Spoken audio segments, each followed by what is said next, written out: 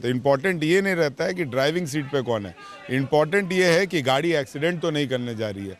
आज हिंदुस्तान की गाड़ी एक्सीडेंट के कगार पर है। जो लोग इसे चला रहे हैं वो कहीं ना कहीं संविधान को ताक पर रखकर हिंदुस्तान के करोड़ों जनता के साथ खिलवाड़ करने का काम। चांद दुबे ने राज्य में एक नई बहस छेड़ दी है, ये कहते हुए कि राहुल गांधी इतने दिन पाकुड़ और तमाम संथाल की यात्रा करेंगे, पर उनके मित्र है लिहाजा वो देवघर में नहीं आएंगे। एक और लाइन वो जोड़ते हैं कि अगर देवघर में आएंगे तो बाबा का पूजा करना पड़ेगा, सेकुलर की छवि खराब हो जाएगी। हमारे साथ कांग्रेस नेता अनूप सिंह जी हैं। नया आरोप कि देवघर में आ जाते राहुल गांधी तो पूजा करना पड़ता तो सेकुलर की छवि खराब हो जाती।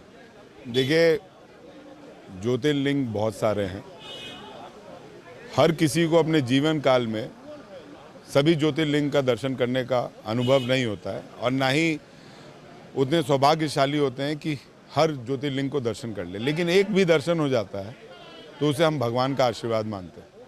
राहुल गांधी जी भले देवघर नहीं जा रहे, बनारस तो जा रहे हैं, और जो महाकाल, जो काशी विश्वनाथ का दर्शन कर ले, महाकाल का दर्शन उन्होंने किया इंदौर यात्रा में, पिछले बार जो भारत जोड़ो का था।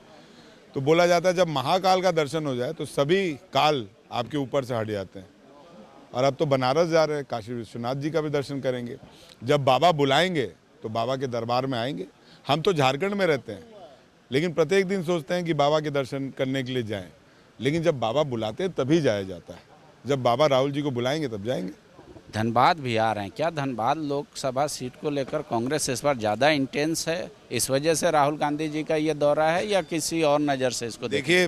वैसा कोई बात नहीं है। धनबाद राहुल जी के टूर प्रोग्राम में है, बोकारो राहुल जी के टूर प्रोग्राम में है, रांची राहुल जी के टूर प्रोग्राम में है, जमशेदपुर राहुल जी के टूर प्रोग्राम में है, आपको पाकुड़ गोड्डा टूर प्रोग्राम में, जामताड़ा टूर प्रोग्राम में है।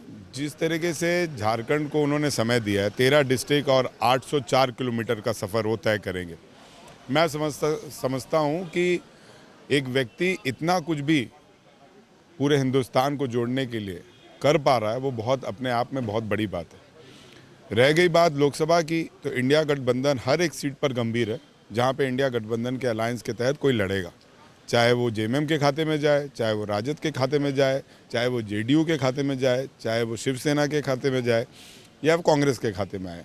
हम ताकत के साथ लड़ेंगे जहाँ पे भी हमारे को सीट शेयरिंग में सीट मिलेगी। ये इम्पोर्टेंट नहीं है कि ड्राइविंग सीट में कौन रहेगा, बड़ा भाई कौन रहेगा, छोटा रहा है। निश्चित तौर पर ये इम्पोर्टेंट नहीं है। अगर ये इम्पोर्टेंट रहता तो आदरणीय सोनिया गांधी जी मनमोहन सिंह के फेज 2 में ही, यूपीए 2 में ही सोनिया गांधी जी प्रधानमंत्री बन चुकी होती।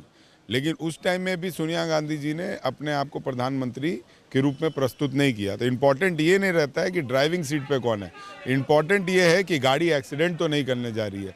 आज हिंदुस्तान की गाड़ी एक्सीडेंट के कगार पर है। जो लोग इसे चला रहे हैं वो कहीं ना कहीं संविधान को ताक पर रखकर हिंदुस्तान के करोड़ों जनता के साथ खिलवाड़ करने का काम कर रहे हैं।